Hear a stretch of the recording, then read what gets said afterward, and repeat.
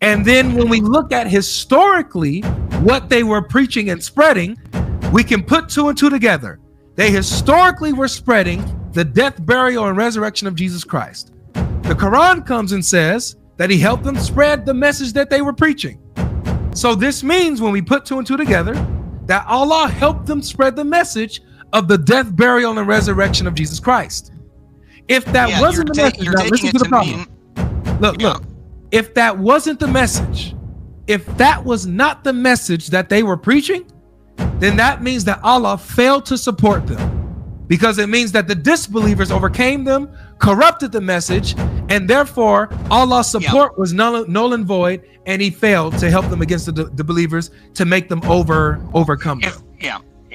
If I can give you a rebuttal, I think that you're doing to Islam what Muslims do to Christianity. Hello, welcome to Religious Insight. In this fascinating episode between Godlogic and Muslims, I believe this video is one of the best of Muslims conspiracy theory you will ever watch. Let's watch this video for more amazing details. Mellow Legend, you just muted up. Why'd you mute up? You're on the stage. Going once, going twice. My apologies. All right. You a Muslim? I'm an ex-Muslim, but I just heard what you just said, but I'll leave and go back to the YouTube. All right, no worries. God bless, bro. Glad you're an ex-Muslim. We want more of those. Fan of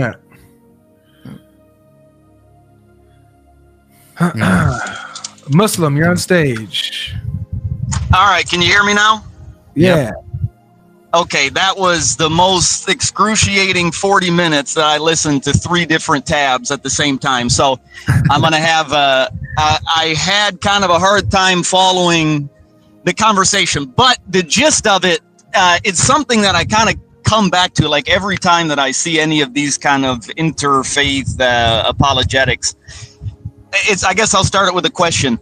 Like, would you not agree that any given concept, whether it come from Christian perspective, Muslim perspective, original sin, Trinity, salvation, works versus faith, and how exactly that pans itself out, would you not agree that it comes from like a complex tying together of various different data points, like different verses, different like core beliefs? Like you wouldn't pinpoint to one verse, for example. You'd say there's a collective of verses, and based on the collective of verses, we have a general agreed upon theology or dogmatic stance on any given topic. I mean, yeah, and that's kind of the argument we make with the Islamic dilemma. We're not just using like one verse. We use a collection of verses to really push that. So yeah. Sure. Yeah, sure. I mean, in this like right now, specifically with the crucifixion. I think that was the topic of the stream, the crucifixion. So I did hear the part you brought, the hadith where it says that the Jews and Christians we brought and your sins we placed on them, right? Mm-hmm. What I'm suggesting to you is that if you ask what is the larger meaning of this from the Islamic perspective, would you disagree that they have calculated and codified this hadith in a specific way and fit it into its place based upon other verses? A comparison would be for a Muslim to say, oh, well, Jesus can't be all-knowing. He didn't know the hour. I find it a dumb argument for a Muslim to make. It's like, well, certainly you understand that from the Christian perspective, they have several different verses that they combine together to get an understanding of Jesus' divinity and his God nature, how that fleshes itself out. So when you bring that argument to a Christian, he doesn't immediately say, oh, wow, that's a really intelligible argument against the divinity of Christ. They would just think that, no, this Muslim doesn't know how to fit this data point in to the larger framework. I mean, I'm tracking so far. Okay, so I would say it's a similar. I would say it's a similar. Yeah, I would say it's a similar argument. Like if I read this hadith, for example, I wouldn't problematize it. I wouldn't have a problem with saying that, okay, yeah, the Jews and Christians are brought on Judgment Day, and the sins of Muslims are put onto them, and they're thrown into hellfire. Like I wouldn't see how it would conflict with any other necessary point of the religion. Well, we were bringing that up because the last guest was saying like he doesn't think it's right for someone to die someone else's sins, and we were like, well, hold on, there's ransom ideas in the Hadith, so we were using that to counter his argument. Yeah, and so, and obviously you would agree that like the way an individual Muslim argues for or against a specific point of theology, like you would agree that there's his argument, his understanding that he makes for himself, either to quiet some sort of internal contradiction or whatever it may be for that person. They address it to themselves in a specific way. And then there's the codified dogmatic stance of the religion on the issue. And so what a Muslim may feel comfortable with adopting is not necessarily the stance of the religion per se on the topic being discussed. Well, I mean, hypothetically, yeah, we're just like, we're trying to figure out how this relates to the crucifixion. Well, so that's why I say I ask your pardon for, I had several different tabs open. It was difficult for me to follow the exact line of reasoning, but I did catch that part where you say, look, and it was kind of a point that you were making. Maybe I didn't follow the entire point, but it says, look here, and you have a hadith that says that Jews and Christians will be brought, Muslim sins placed on them, will be thrown into hellfire. Mm-hmm. Well, I don't see that being problematized, I suppose. So we were not like using that as some sort of internal contradiction. Well, we were using that as Muslims always attack us and say, well, how could you believe in a religion where someone else has to stand in your place for your sins, like Jesus on the cross? And we go, well, this is in Islam. We have hadith, like Sahih Muslim, I think 2767 is it as well, where it says this kind of stuff. Would you agree? Do you think that this mechanism is the same, or do you notice any differences, like in this hadith specifically? Are you under the impression that it's like a similar mechanism to Jesus dying as the salvation for humanity? Generally, because it's still like a substitution idea. It's still a ransom idea. I would say the people are already dead. It's Judgment Day. Okay, and? Well, so that those people didn't die on behalf of someone else. I'll tell you my understanding from the Islamic perspective of the hadith is that this is a type of disgrace for the disbelievers, for the Jews and Christians. This is a type of sort of increasing in their humiliation, so to speak, on the day of judgment by tacking more sins onto them. But that it says specifically that they are a ransom for the Muslims from hellfire. So it's not just like they're brought and says, I'm going to take all your sins. So to humiliate the Christians, the hadith says this is a ransom for you. So again, it's generally this. Yeah. What's the word? Do you know the word in? Yeah. I'd have to look at the specific word in Arabic, but let's say that it is the word ransom. That's why I went back to my original question, which is that would you agree that these doctrinal positions are a combination of numerous different verses and creedal points added together? For example, you would have to factor into this that it's guaranteed by Islamic theology that every Muslim will at some point enter heaven. And there also are a category of Muslims that will go to hell. Like without a doubt, that's a valid category of Muslims that will enter hell. So it doesn't seem that this ransom will help that category of Muslim in any way on Judgment Day. I mean, you're not doing a good job selling Islam. I'll say that. I mean, it doesn't sound that great. Yeah, that's no problem. Whether it's appealing or not is irrelevant. I'm just saying, from an argument of creedal standpoint, that you would have to factor in that some Muslims will go to heaven, or all Muslims will go to heaven eventually, and some will go to hell. Yeah, Jay, just to be clear, how you reconcile this within the corpus of Islamic theology, that's fine, and that's on you. The only reason why we brought this up is to demonstrate the hypocrisy from a Muslim earlier, that he had a problem with this concept of substitutionary atonement. And so we were showing that this concept exists within Islam. So now, are you going to be consistent and say, okay, yeah, now Islam is wrong for this? Or are you going to be like, okay, you know what, I guess Jesus' atonement is not a problem for me? I didn't lead with it being my argument that I think that Christianity is false because it teaches an atonement doctrine. Talk about the other guy. Yeah. So again, I like I said when I first came on, I had a bit of a hard time tracking the specific conversation. But if I were to say why do I think that Jesus didn't die on the cross, for example, I would strictly appeal to the fact that the Quran says so. And I would agree that it would be a type of circular reasoning. Sure. Okay. So yeah, let's talk about that then. Let's talk. So you're saying that the only reason why you would reject the crucifixion of Jesus is because of the Quran rejecting that Jesus. Well, yeah, and so not only the Quran, but general dogmatic, codified position of the religion on the topic. in Islam as a whole. Yes, I'm with you. Yeah.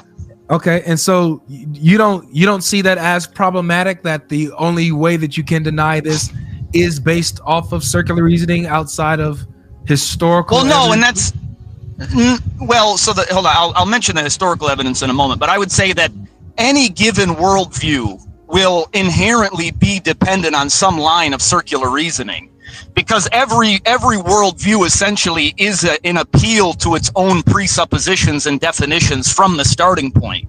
Now, I don't have a problem with that. I also don't problematize that for Christians. If I were debating with a Christian, I would start from the starting point of accepting his presuppositions for himself. I wouldn't go and say, your crucifixion is wrong because of some logical argument. I would just say, okay, you've added up the Bible and its verses in these specific ways. You've come to this conclusion. No problem. But I mean, we can argue for the crucifixion without the Bible. Whether you can argue for the crucifixion specifically without the Bible, I'm saying that Christianity as a worldview will be dependent upon its own definitions and presuppositions, as will Islam. I'm not saying that we're on unequal footing here. I'm saying everyone, as will feminism, as will atheism, as will whatever ism that you're trying to evaluate, because it will be dependent upon its own presuppositions and definitions. By that, it will need some type of circular reasoning. But what I'm talking about is that the crucifixion doesn't have to do with a particular presupposition. It's just looking at the facts of history on what happened to Jesus of Nazareth in the first century. Like you don't have to be a Christian or whatever to know that this Jesus of Nazareth was crucified under Pontius Pilate in the first century, right? You don't got to have a. Well, I guess what I'm saying, what I'm saying is that I don't. Sorry to interrupt you there. I guess what I'm saying is that I don't think that you would disagree for, like, if I asked you just as a hypothetical question, do you think that it's possible, for example, that man A was made to appear to look like man B by a miracle of God? Do you think that that's a possible thing to happen? I don't think that you would disagree with that as a logical possibility. Yeah, I don't disagree that logically that's impossible. That is logically possible. Yeah. But so that's why I say that but it certainly could be like for example, you guys know the Islamic position on the issue is that someone else was crucified in his place. And so if you said to me that here's the thing though, I'm saying it. Here's what I'd say here though. So, sir, I mean, I would say you say we have to use this circular reasoning. I would argue that Christians don't have to. We can appeal to historical facts.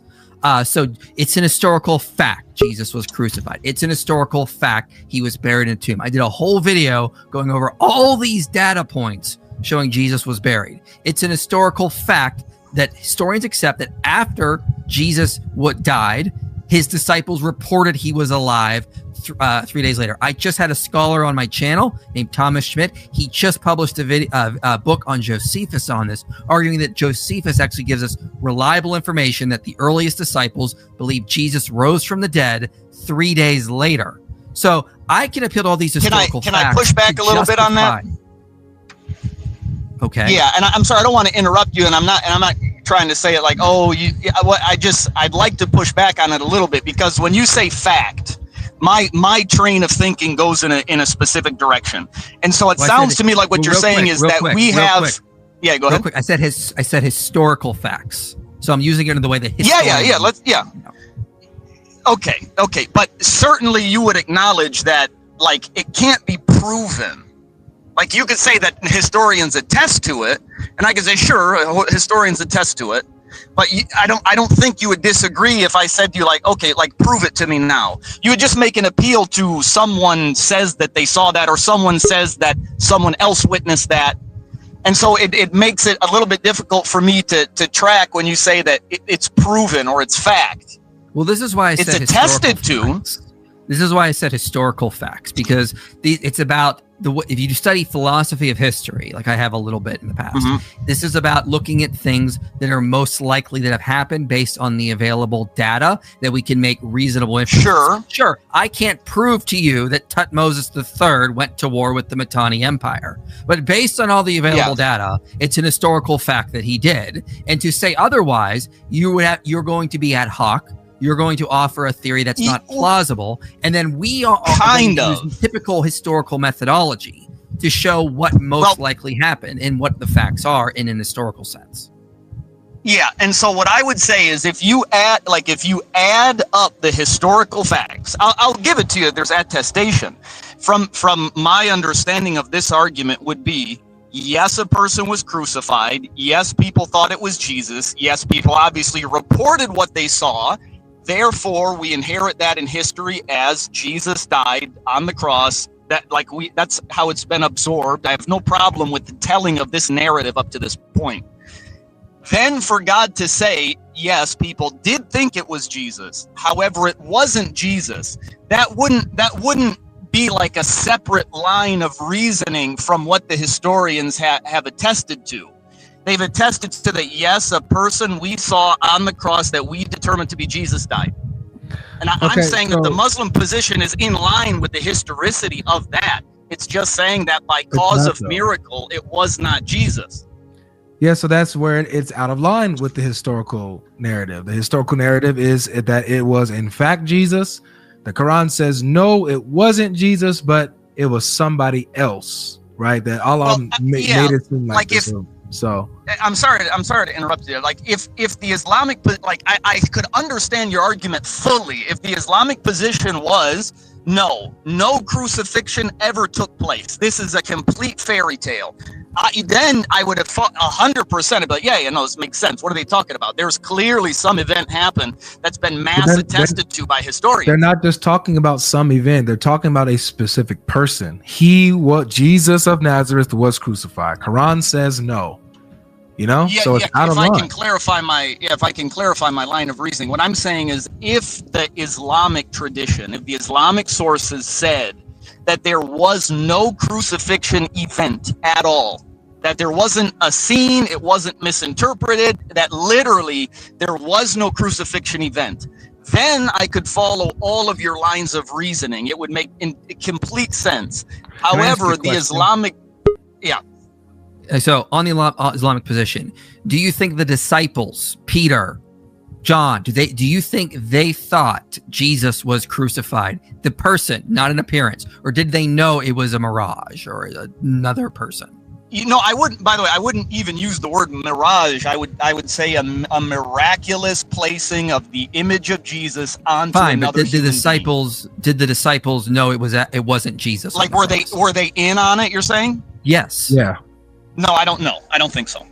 So they were deceived as well. I mean, I would have a hard time proving that. I would attempt to go to maybe early church writings and try to gather some information of what you remember the question is, do I think the disciples were in on it? I don't think the disciples were in on it. I don't really have any specific vested interest in the disciples being in on it or aware of it. But if you're the reason why this is important is because the Quran says that the disciples went around spreading the true message of Jesus. Right. And so if they're spreading the true message of Jesus and they're going around saying, hey guys, Jesus was crucified and we saw him alive again 3 days later, then that's the true message that Allah helped to spread. So it matters. Well, it's very important what they were preaching, what they thought. Well, I would say, so there's a couple different elements here. One is that does the crucifixion entail the deity of God in man? That would be one topic. The second topic would be when the Quran makes a claim that the disciples taught the true message of God, goes back to the initial point that I raised, which is the Islamic position would have a dogmatic stance on what that means. And so I would imagine they would say they're talking about the Tawheed that Jesus taught. It doesn't mean necessarily that they represent every single thing of Jesus's reality. But when the Quran says that the disciples, just let me finish this point. Follow me, and if you don't understand me, just Tell me I'm No, way off. I understand what you're saying, but what you're saying is not what the Quran said. That's the problem. The Quran says that they're going around, they're helpers of Allah, so they're preaching the true message of Allah that Jesus gave them. Yep. So if they're preaching them the true message that Jesus gave them, and if we see, historically, these apostles were preaching that Jesus is the Christ who suffered, died on the cross, and rose again 3 days later in the power and authority, then that's the message that Allah helped them spread. So they can't be deceived or be spreading falsehood, or else the Quran would be false. And again, I'll try to maybe call back to my first point, is that every one of these points that you're mentioning is a slightly detailed position. And then you put those detailed positions together into a narrative, and you're attempting to express that narrative. The Muslim position does the same thing. Now, you may find one element in the narrative that you're trying to tie together, and you're suggesting it as if it's a necessary outcome of the facts and details at your exposure. I would say that it's not. I would say that the Muslim position will have its data points. It'll add it up in a specific way. It has none. It has its explanation. It doesn't have any data. The point is, it has no data points. It just has conjecture. That's it. It just has. How can you say that? You can say you don't agree with the data points. Okay. Let's think there's no data points. For example, Jay, what historically did the apostles of Jesus go around teaching? What was their message? I don't know. You'd have to look at what's that book called? The Didache, the early church. The point that I'm saying, we could go and do an entire investigation of the early church. We already have that information.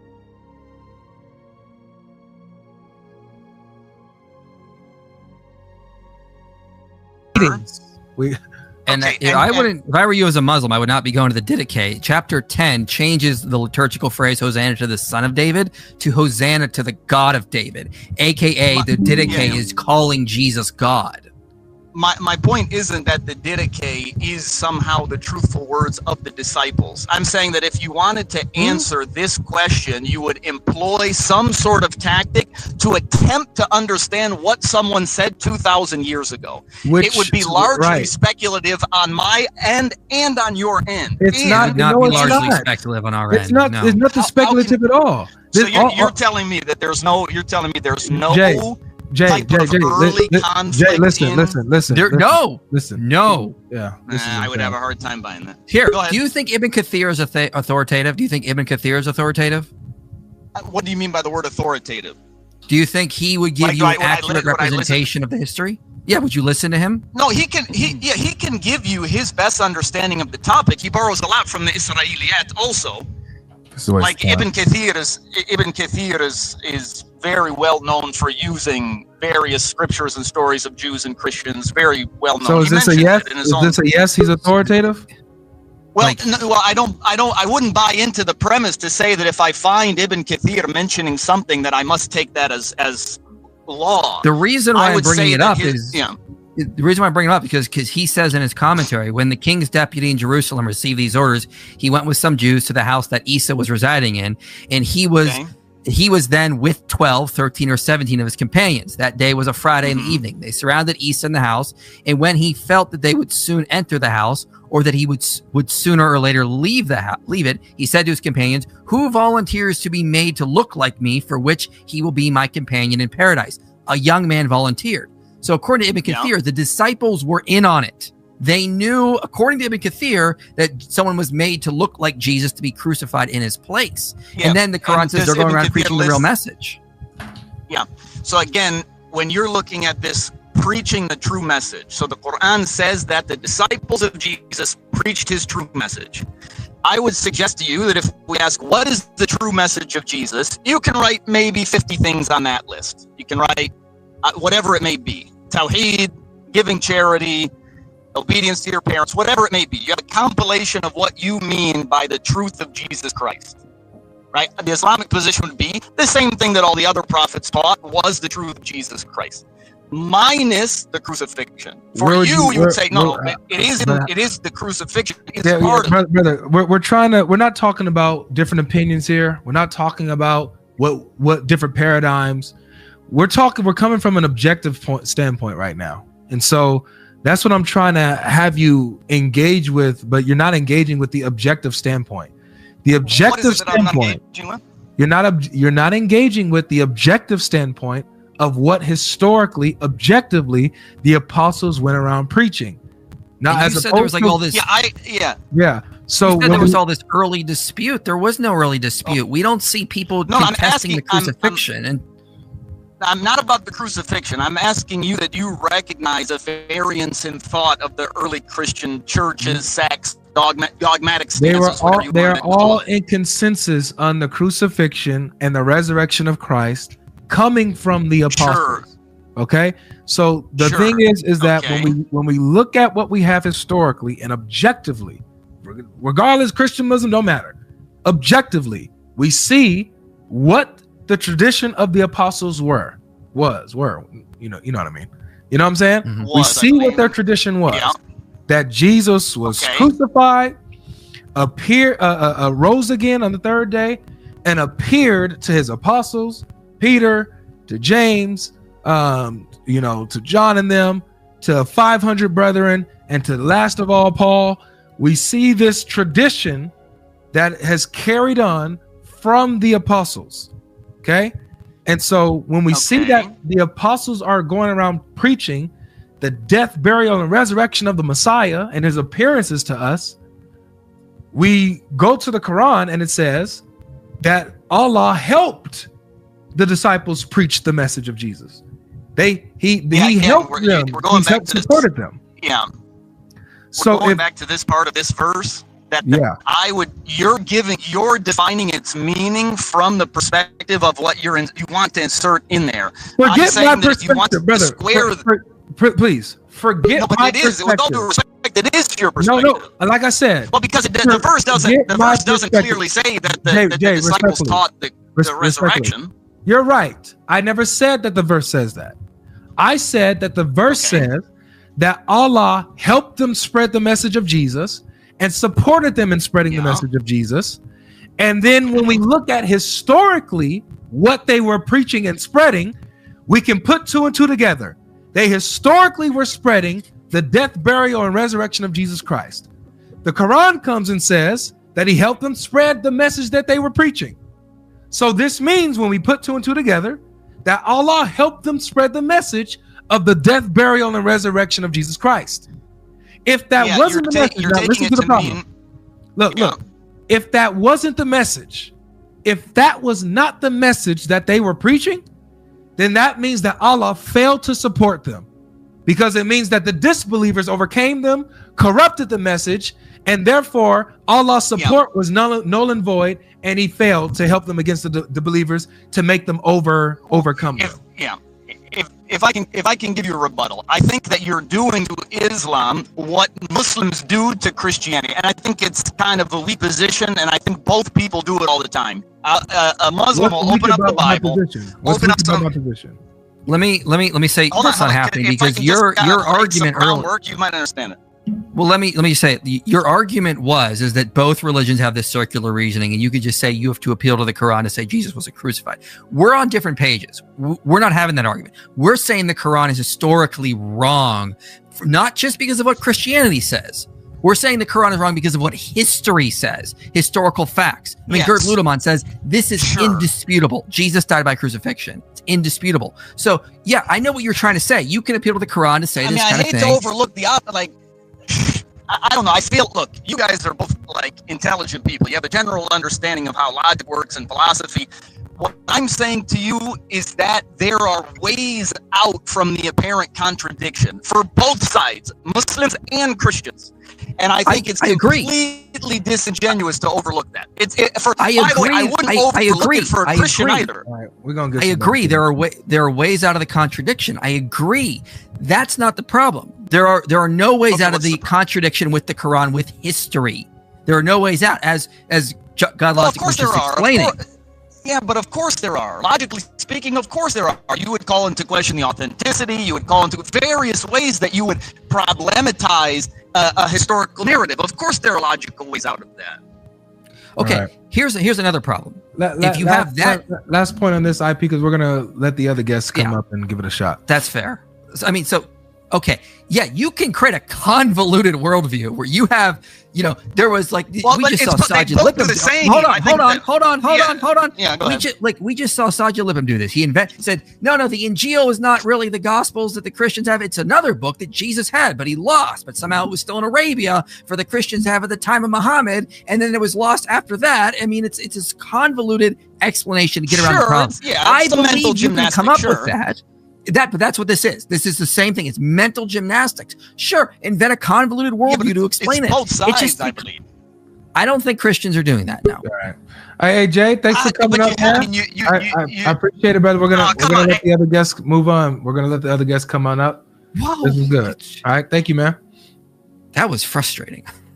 Okay, welcome back, guys. That was very amazing. Share your thoughts, what you were able to learn in the comment section. This gentleman was very good at explaining nothing about everything and everything about nothing. To him, he is making a lot of sense, but unknowingly to him, he said a lot of garbage in this video. I believe the idea of Allah making any random person look like Jesus Christ, then sacrifice that person, is the pathetic and lousy approach to a debate I've ever heard. That means Allah had done a scandal by making an innocent man die in the place of Jesus Christ. This is a very lame argument that anyone can bring to deny anything. From the perspective of Islam, why is Allah so afraid that people might kill his son Jesus? To me, Allah is the main actor in these Islamic stories and Jesus is the subordinate actor, and it sounds more like a cartoon movie stories to me. If Allah said this, then definitely Allah is the devil, who is a Lucifer, who do not want people to know the truth. God works in mysterious ways. We Christians need to accept the fact that Islam is here for a reason. Such a deception, so enticing, will be so convincing to the lost and whose names are not written in the Lamb's Book of Life. In the end time, possibly Islam will be led by Antichrist and his advocate doing miraculous wonders and deceive even the very elect, as said in the Bible, and even their book capture this part. It has been foretold long before now, even in Islam. This argument is somehow pathetic. It only proves that Allah is a deceiver in this case and that God himself shot in the foot. So guys, thank you for watching. Share this video, subscribe. Would love to see you in the next episode.